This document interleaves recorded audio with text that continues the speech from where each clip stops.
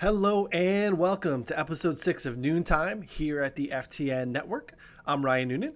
This week I'm excited to go over the final four of the NFL. We have conference championship week upon us. I'm going to break down a little bit of my thoughts around the James Harden trade. Big news in the NBA this week. Obviously, happened a few days ago, but obviously a lot to still unpack and process there.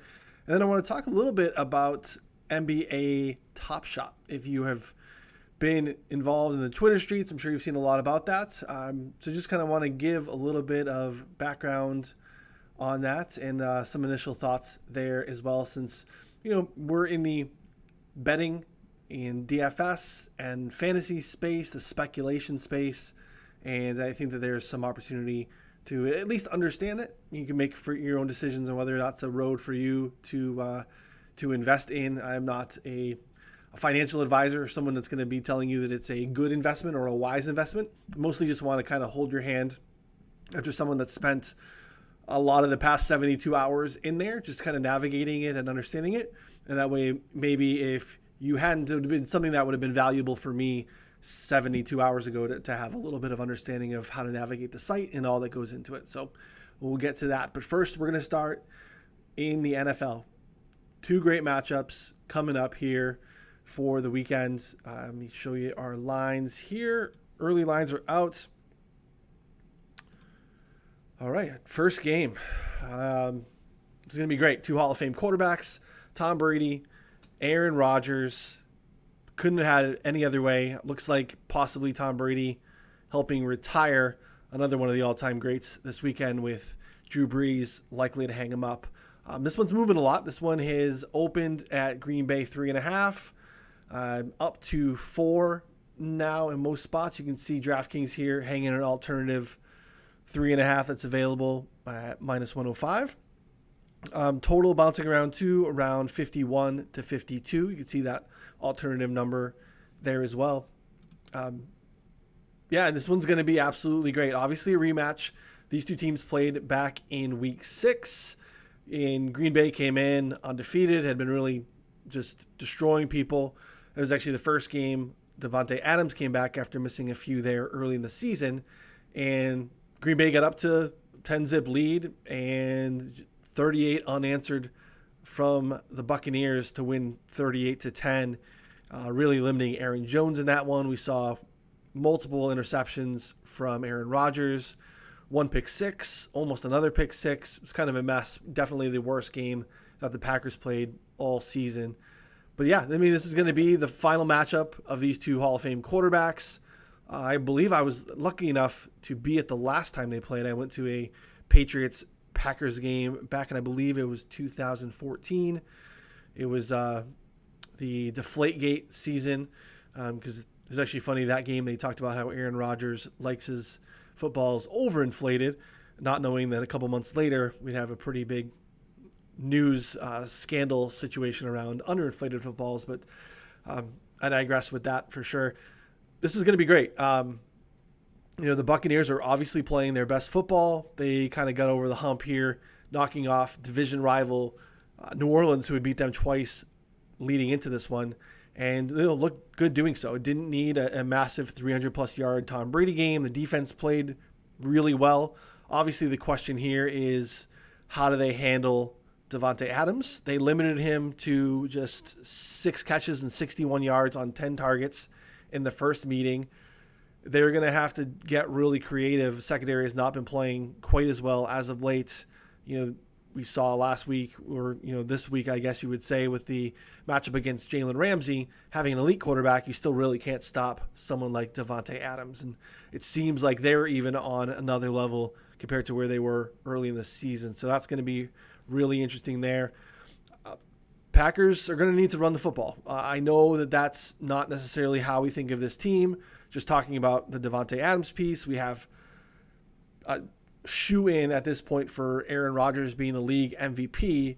But this past weekend, even against the Rams, who are equally up to the task at stopping the run as the Bucs are going to be this week, the Rams could not slow the Packers down. You had 188 rushing yards. It was the most in a playoff game with Rodgers as a starter.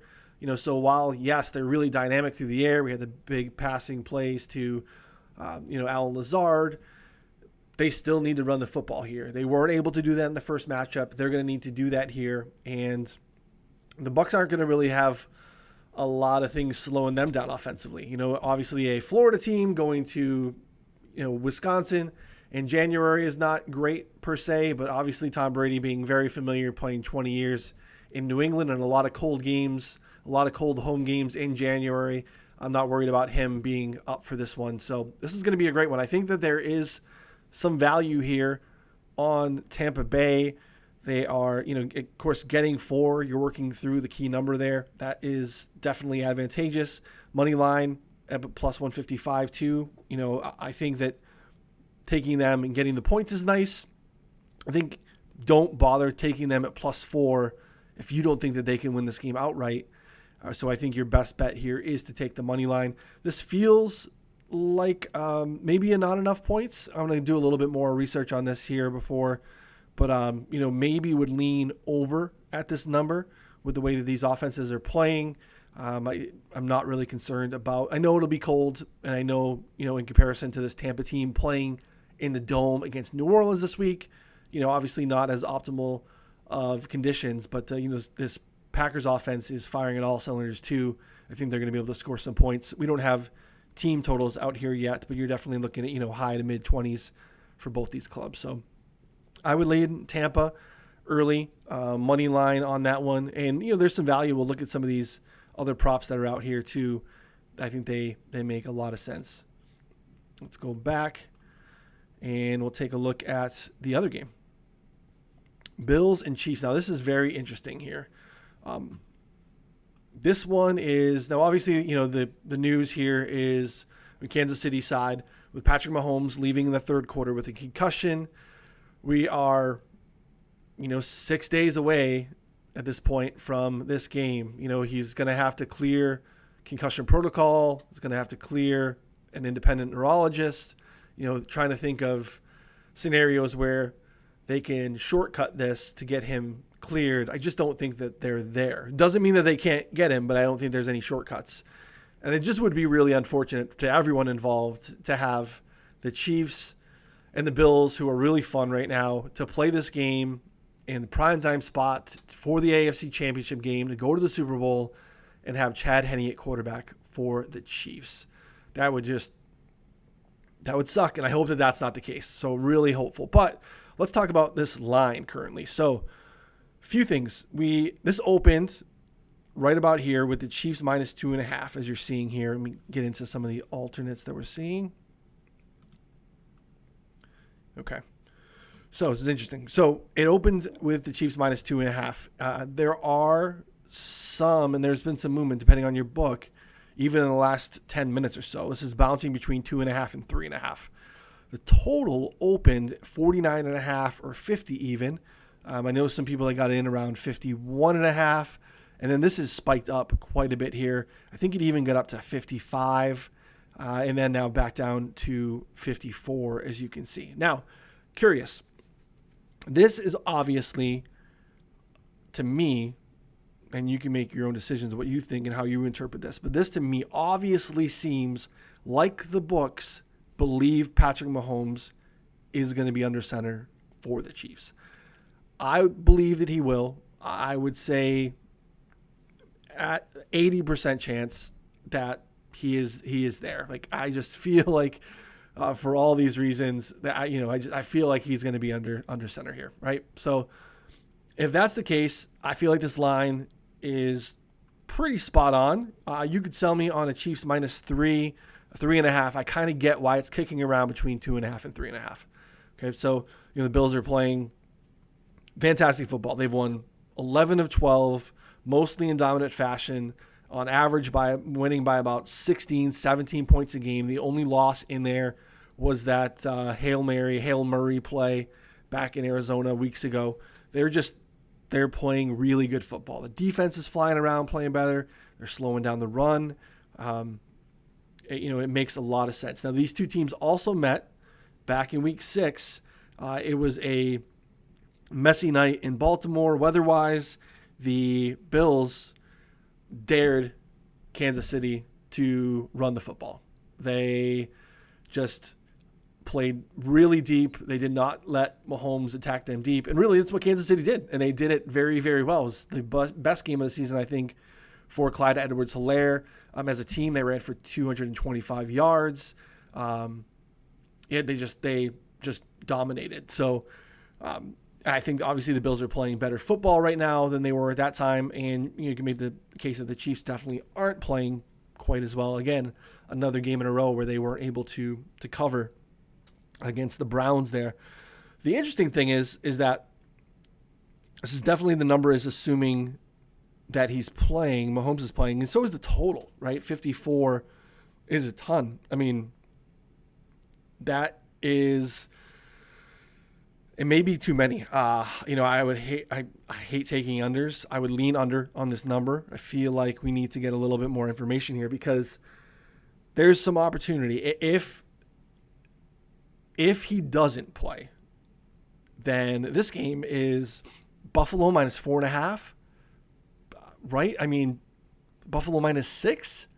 Like, there's no way that Buffalo is anything less than a field goal if this is a Chad Henne start for Kansas City. So, again, I said 80% chance I think it's Mahomes. I don't know. I don't know any more than you do listening to this right now, but there obviously is a chance that he isn't able to play. And, we have to be able to adapt. So maybe taking a small position, maybe not a full unit play or something a little bit lighter depending on how you allocate funds for NFL. But getting a sprinkling on Buffalo, I think makes some sense, especially as you see the way that this is here with the juice. This is probably moving to 3. Again, I saw a 3.5 very, very recently at Bet Rivers. So this definitely can be on the move and, probably oscillate between those two spots over the next 24 hours or so. And again, we probably won't know the Mahomes situation until Saturday. He's definitely not going to be able to practice this week. So there are some opportunities here where I think, speculating on the chance that you can get probably a touchdown at least in closing line value if Mahomes happens to not play by taking the points with Buffalo, who is very live in a situation where Mahomes plays. I mean, let's be honest, the Bills are playing excellent football, and I don't know that anyone matches up well with the Chiefs. But again, if this gets into a pissing contest, Josh Allen can hang and has proven that, they can do whatever they need to do. Look, they came out, they did not run on the first, 13 or 14 plays of the game the other night against Baltimore. They knew that running the ball against them was going to be difficult, and they just came out and chucked it around. Like, they can play that way. They can play Chiefs football, and it's going to be really, really interesting to see how that goes.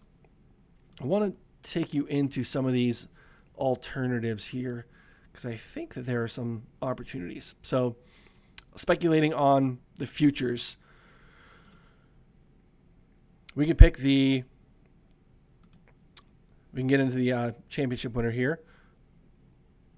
This isn't as interesting to me as the actual Super Bowl outcomes are. So you can actually get in here and pick the outcome. Now, I always want to start, back to front, trying to find a way to get the best value that I can. And there is value here on these Bills-Bucks numbers. So you see here, the very bottom, we have Bills to beat Bucks at 9-1, and Bucks to beat the Bills at 10-1. If you were to just, say for instance, do the Bills here at 9-1. If you were to parlay the Bills over the Chiefs from a money line standpoint, right? So if you just take the Bills money line over the Chiefs, and basically assuming where the point spread will be for this game against Tampa, you would see the Bills favored. The Bills would probably be minus 155 on the money line, something around that. So if you're parlaying those two money lines for the Bills to win the next 2 weeks, which would mean that they won the Super Bowl, you're looking at about 4.5 to 1. So here, obviously you need the other leg. You need the Buccaneers to come in. But there's a little bit of value there. Same thing on the Bucs side. We'd be looking at something closer to maybe 6 to 1.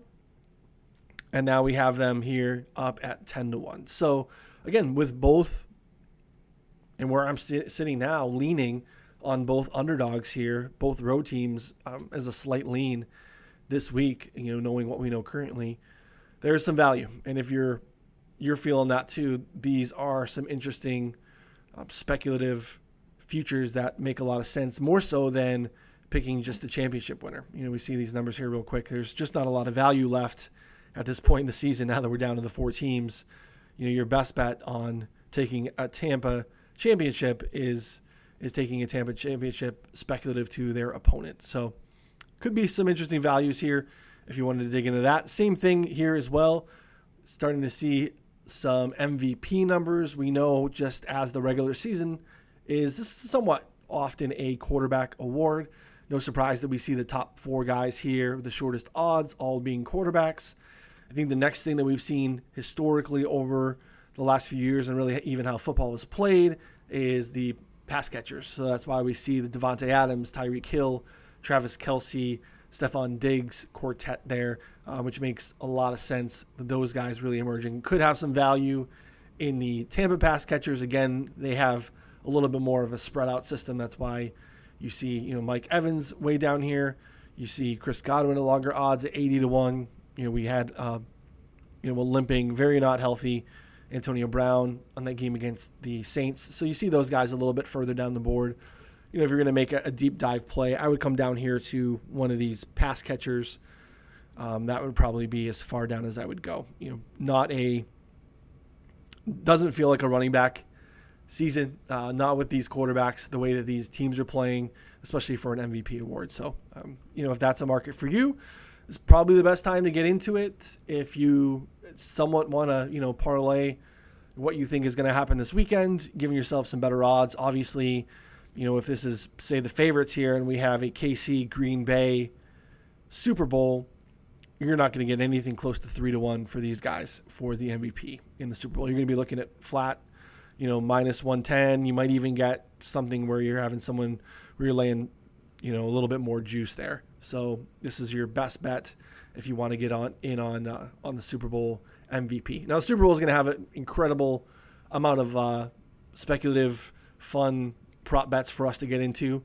But, obviously MVP is something that people, is obviously posted now and is out there for you for sure. So definitely take a look at that if you're interested. So, yeah, I'm excited. I don't know where you're at. Let me know in the comment section what you think here.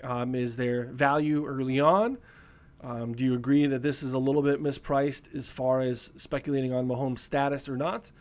Are we, blowing this out of proportion and we know it's going to be Mahomes? Let me know what you think. We love your comments.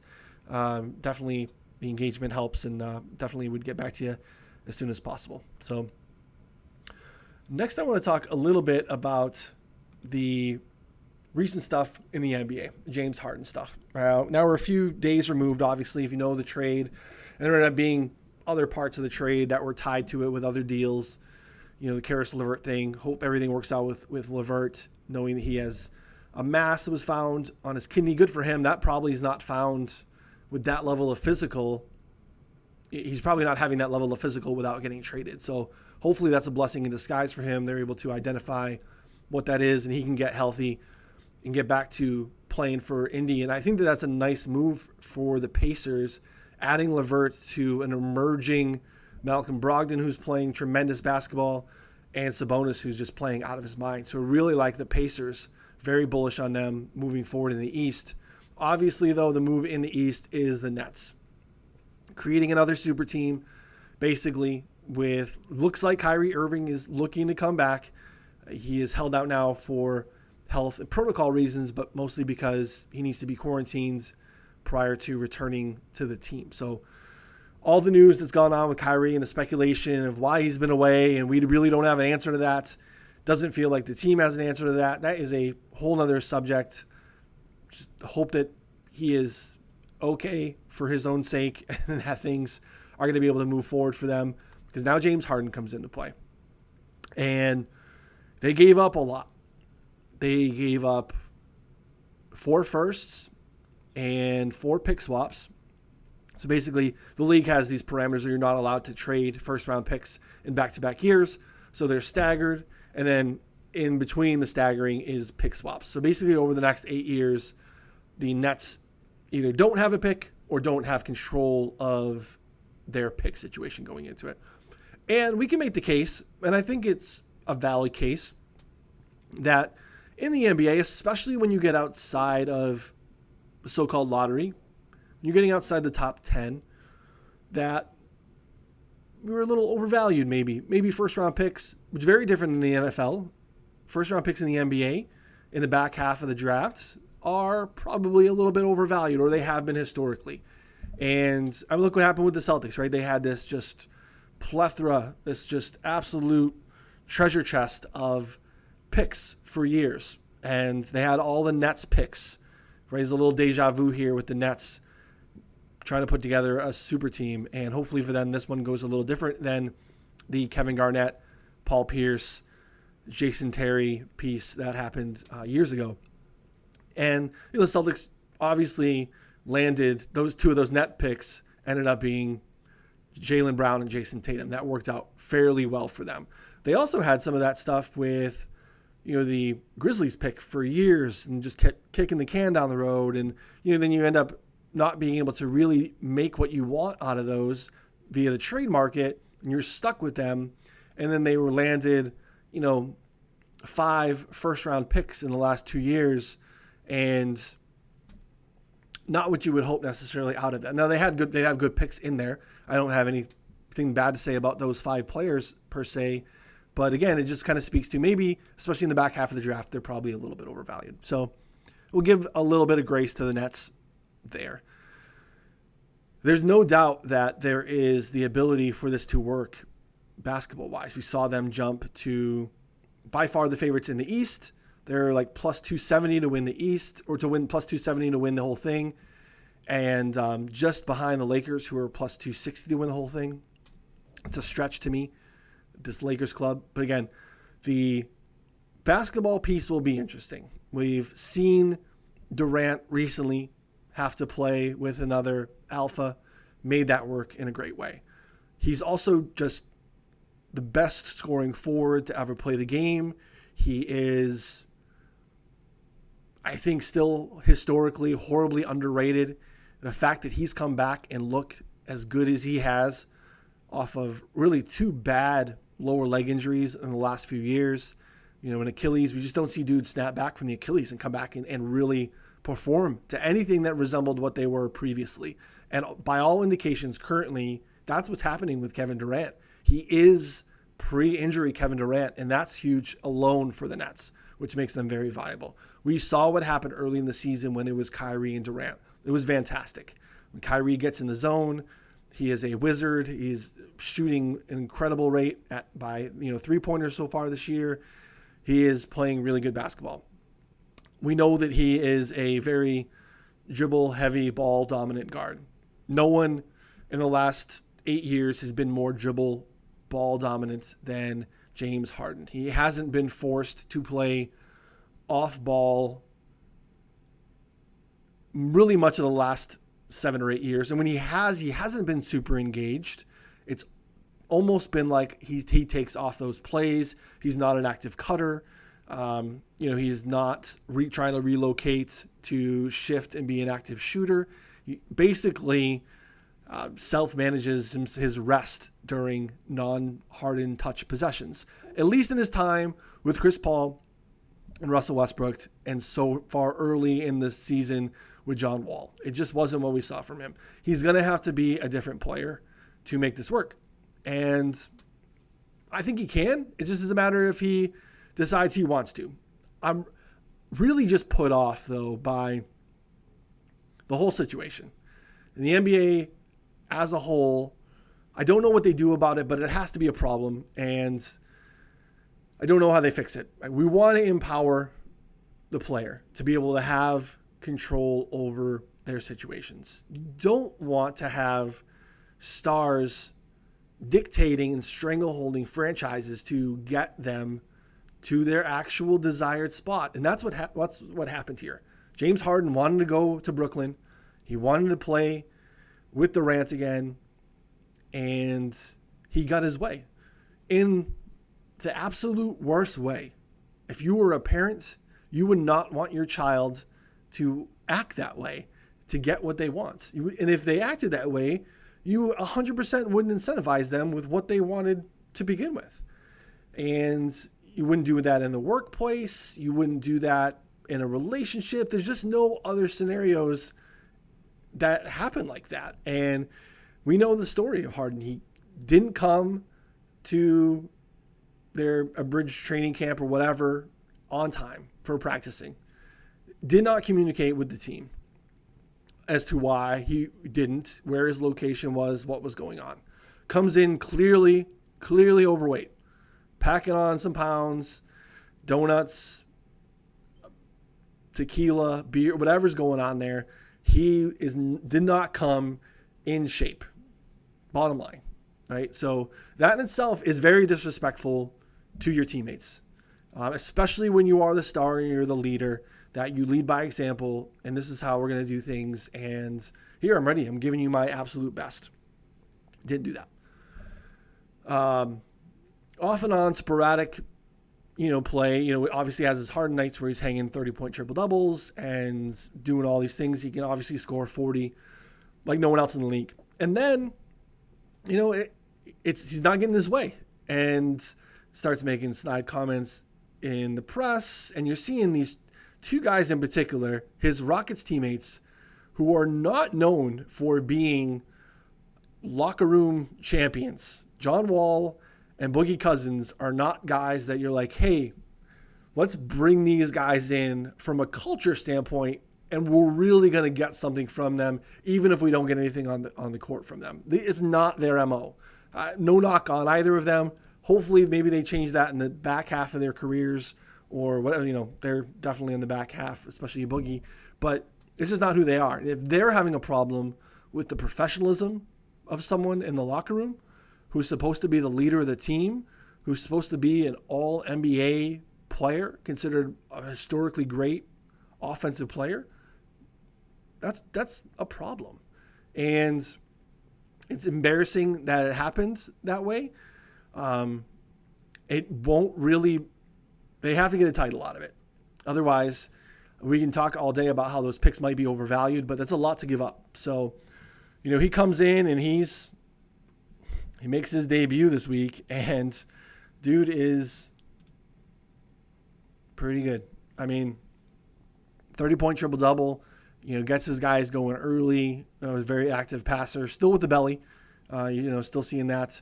But, having a two-man game with Durant and Harden is pretty nice. Obviously, we saw a two-man game, though we didn't see as much high pick and roll from Golden State as I thought we would. But, hopefully Steve Nash decides that that's pretty optimal. But yeah, there's no doubt on the court they're going to be good, assuming everyone is healthy. They'll need them healthy because obviously they lost a lot of their bench with, Dinwiddie is out. LeVert was in that trade. You also somehow, for some reason, included Jared Allen in another side deal. There's just not a ton of depth here. They'll need to obviously have those three guys dominate and, control a lot of the, points in particular. But from a basketball standpoint, it's going to be fun to watch. But, I just kind of hate it from a fan standpoint. And I don't know, I'm trying to not be old guy, get off my, my lawn here. Like, I just don't like it. I know we've seen it in the past and we've seen it in other sports. He's not the first guy to do this. I don't love when someone acts that way and gets their best. Again, I'm old enough to remember, and it is always really messed with my thoughts of him as a player. But Vince Carter, like this whole Vince Carter love affair that's gone on the last couple of years, like the dude quit on the Raptors, a good Raptors team, a couple years after Eastern Conference Finals.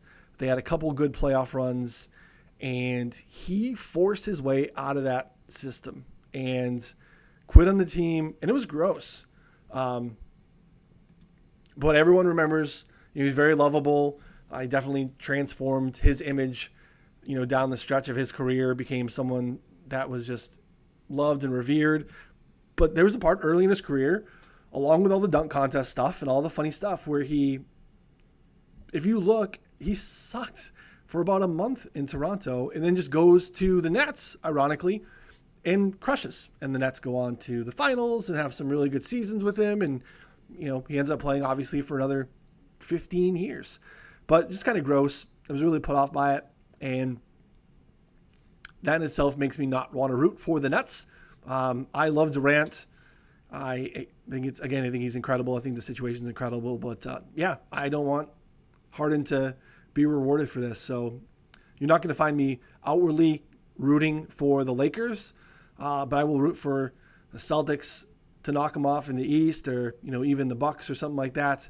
Pacers, hopefully, that would be great. Karis LeVert can knock them off. But I'd be interested to see how the whole thing plays itself out. Now I'm going to shift in the end here to talk a little bit about, we've heard a lot in the last year or so, especially during the pandemic. Sports trading cards have been back on the rise as a real investment opportunity. People are really making a lot of money. You see some prominent people that are very influential in the marketing space. Gary Vee has been outwardly vocal about growth and opportunity of long-term investments in sports trading cards, and it only makes sense that the shift would be working its way to the blockchain at some point. Now, if you don't understand the blockchain or cryptocurrencies or Bitcoin or anything like that, join the party. I don't either. Most that even own Bitcoin probably really don't. And that's okay. And I think that's maybe part of why I want to share this is I've probably heard about NBA Top Shop. It is a new trading card marketplace, but everything is digital. So I'll share a little bit with you. So basically, what is it and why is it? Guys, I don't even really know. Okay? So I'm going to be really straightforward with you. I am not telling you to invest in this. I'm not telling you I have no financial benefit from you doing it. I'm not getting incentivized. I get no kickbacks. I'm not tied to this company in any way, shape, or form. And I am not advising you to start buying things on Top Shop. Simply want to explain to you what it is because it's been very topical over the last week or so, especially in Twitter, in the fantasy DFS, betting space. Again, a speculative market, just like all those markets are as well, which definitely caught my attention and I thought might catch yours as well if you hadn't heard of it, or even if you had and you wanted to get a little bit more understanding. Again, do your research. There are things out there. There's, again, a great article by Jonathan Bales on his Lucky Maverick Substack. You definitely want to check that out. There are some other things out there too, some pieces around understanding the licensing agreement with this company. Definitely do your homework if you're going to invest. And again, any investment, your best bet is to be super skeptical. So I'm super skeptical. I was very skeptical a few days ago. And my hope is that you do your own due diligence on the validity of this. If you think it is a worthwhile venture, all of those things, do it on your own. But I just want to walk you through the site because I wanted to find really something that was can give just a kind of quick overview of what it is and how to navigate it and what to look for if you do jump in, because I think that that's pretty helpful in this space currently. So again, what is it? Basically, it's similar to cards. Instead of trading cards, it is digital. Pretty straightforward. So it's an NBA licensed product. It allows its users to purchase digital individual cards / moments or packs. And you can buy them instantly and you can sell them instantly in their marketplace for real money. And again, why would I buy a highlight that I can get on the internet for free? It is a great question. It's a great question, and one that I can't really answer other than what determines value of anything? Why is a physical cardboard picture of Tyler Hero valuable, right? I mean, we can get into the whole money as a human constraint. We've all agreed that it has value. Somehow, in this space, we've agreed that Top Shot moments have value. Again, by putting them on the blockchain, as far as, versus being physical. Obviously, we see things shifting to digital. I know if you are a gamer yourself or you have children, I know my son is always trying to buy things in the shop on Fortnite, and we can argue all day about the value that they actually have and all those things. But the reality is that the market dictates what has value or not. And there's a value for skins and wraps and all sorts of different packs and whatever it is on Fortnite. And the market's dictated that those things have value. Now, they might not have peer-to-peer value like a trading card would. And maybe that's an opportunity that Fortnite is missing by not, minting and doing something along the lines of this with those things. It's probably a discussion for another day. But here we are. So these are digital trading cards, basically, and they're pretty cool. You can open packs, like I said. You can go up in here. You can see basically they make them look like they're actual packs. And depending on the set or the type, they have different, number of moments in each of them. Or you can go to the marketplace. You can simply go.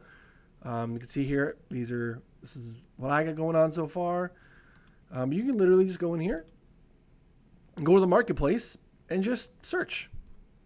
Right now, they're doing some late night work on the back end. But you can literally just pick and, find someone you want.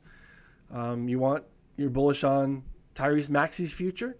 You can get some Tyrese Maxey action. You can get some Luka, as you can see.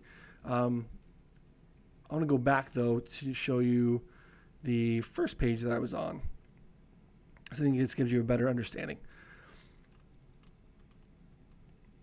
You can see here, even as we just saw, so we have 4 separate Tyler Hero moments here, just as an example.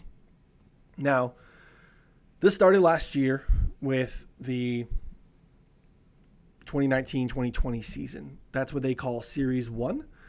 Series 2 would be anything that is made from this year. So right now, obviously on the site, there are just those 2 series. There are different tiers of cards depending on the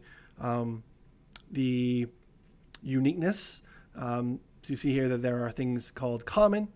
We have rare cards. There's also some legendary cards. Within that, there are different cool little packs or sets that they've done over time. You can see here, like this is an Eastern Conference Finals one. This one is called Base Sets. Here's another one from Eastern Conference Finals. There's all sorts of different ones. What's really cool, though, is you can see why would there be a Tyler Hero that's $2 and why is there one that's $1,200 is how rare it is. So part of the problem with cards back in the day, if you're older and you have, your starting lineups and your, upper deck Griffey junior cards and, early Shaq rookies and all those things, the market just got flooded with it. And part of why everything lost its value is there became too many of them. And again, boom, supply and demand. We had too much supply, not a lot of demands. By minting, right, instead of printing, they are minting digital moments. They can determine the scarcity of each of these moments in each of these sets, in each of these series. So if the market is determining that these are valuable, obviously something that is more rare is more valuable. So you can see here that this Tyler Hero is one of 155. You can see here LE that's next to it means it's limited edition. Count as final. They only minted 151 of these bad boys, and Again, it's part of his Series 1. It is Tyler Hero, who happened to be his rookie year. He's in the conference finals. So there's a lot of little pieces here that make that very different than this $2 one. This $2 one is from this current season, Series 2. It's a common card. And then here, this is 7,500 plus, meaning that the circulating count may change. So when you see 750 plus, it means they're going to make at least 750 of these. They are not very rare. Again, it's part of the base set. There's really nothing to distinguish this moment other than the fact that it's Tyler Hero. Right? Same thing, we go to this one. Again, this is another Series 1. It is rare, not as rare as this one, right? It's one of 999, but again, it's limited edition, count as final. They made less than 1,000 of them. There's scarcity involved here. As you can see, it's kind of where it goes. So when you're going through here, I personally believe there's a lot of value in things that are in Series 1. Again, even if this is just a current bubble, the Series 1, they're not making any more of them, and they made far fewer Series 1 than they've already made Series 2. So if this is a thing, it sticks and continues to grow, by nature, Series 1 are going to be even more scarce, even if they're a common card that has a lot of them, right? Even if they're not rare like these Tyler Hero cards are, even these commons here, as you see, this is a common.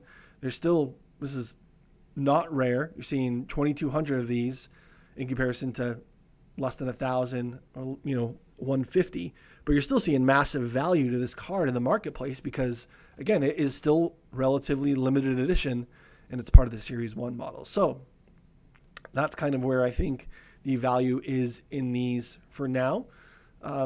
There's a really cool active Discord that people get involved in. You can see there's different, I happen to have a couple rare MVP Giannis cards. There are different challenges that you can do by collecting particular certain moments. You could pick your favorite team and it will tell you all the ones that pop up for you in the marketplace. You can see what's going on, what's hot, what recently happened. And then people put their showcase together, basically showing you what the moments are. So, I think that you can see here I have a couple of these Giannis moments. So I'll show you my Giannis one. I'll show you a little bit how it works. Oh, so again, this is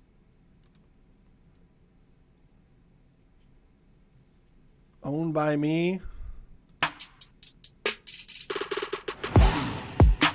Get a little bit of the audio with it. Again, it's a digital trading card, essentially. So they're pretty cool.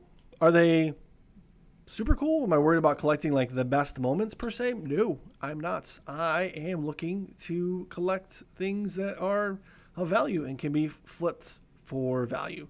You can see here, basically this is how right now it is down obviously for maintenance, but otherwise you can come in very simple. You can place it for sale. Already have it. You want to see what other ones are available. You can see I bought this here for 110, which again, that's up to you if you think that is a worthwhile decision for you. Again, not a discussion that I want to get in for you. This is the one I just picked. The other one, again, very similar. Again, but it's part of this MVP collection. Again, looking back, this will be the year that he won. This Series 1 season will be the year that Giannis won the MVP. And, you can see, same thing. You can sell it. I bought it for $55. And you can click here and you can see what other people are selling it for. You see 25 are available for sale. Like mine's not up for sale. That's why you see there's 499 of them for total. Of them total, 25 are available for sale. And you can see the lowest available if you want to buy. If I wanted to buy another one, it's now going for almost $300. Some are going for were available to go for almost 5K. So people are putting a little bit more priority on higher numbers in the series. I think that probably ends up being more valuable as we get into other series. Series 1, I think, matters a little bit less. But again, the important piece here isn't, like I said, we're in speculative games. We gamble, we bet on football, we play DFS, and we're talking about betting lines.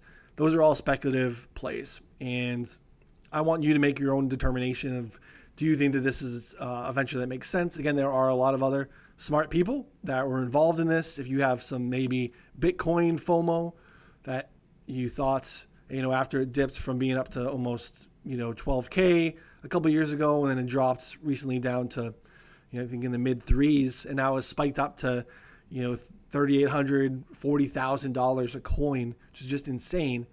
Even though we don't understand it, and it might be insane, we're more millionaires now than we did a few months ago before this Bitcoin spike. This made people a lot of money. And this is on the blockchain in a very similar way. It kind of meshes with the movements both of those Bitcoin, altcoins, cryptocurrency pieces, and the kind of liftoff that we've seen of late from the sports card trading industry. Again, do your own research. Find out, do you feel comfortable with the company? Do you feel safe with the withdrawal methods? Do you feel safe with the peer-to-peer trading and the authenticity of the whole thing? I've made my own determination. I think you should. But again, if you have any questions, again, feel free to reach out to me. I would love to engage in a conversation. Would love to see your showcase, see some of the moments that you've collected and what you're finding valuable in the market as it continues to really form here in the first few months of it being out there. So again, don't forget, if you want to sign up for any of our products here at FTN, FTN Bets, FTN Daily, FTN Fantasy, we will continue with all of those. Even though football dies, we are, NBA is in full swing, PGA is up and running. We got baseball stuff coming down soon. It's going to be an exciting time. Promo code Noonan will get you 10% off any of those places. So that wraps up Noontime for this week. I'll be back next week. Excited to talk about the first look of our Super Bowl matchups. Maybe we'll talk about a little bit of the coaching moves and some of the other off-season stuff that will be out there before we get into a pretty big Super Bowl show the week after that. So again, thanks for listening. Thanks for watching. Don't forget to subscribe if you have not smashed that subscribe button yet. Likes, share it. Really, really appreciate you engaging me over the first month and a half of this. And looking forward to seeing you next week. Thanks, everyone.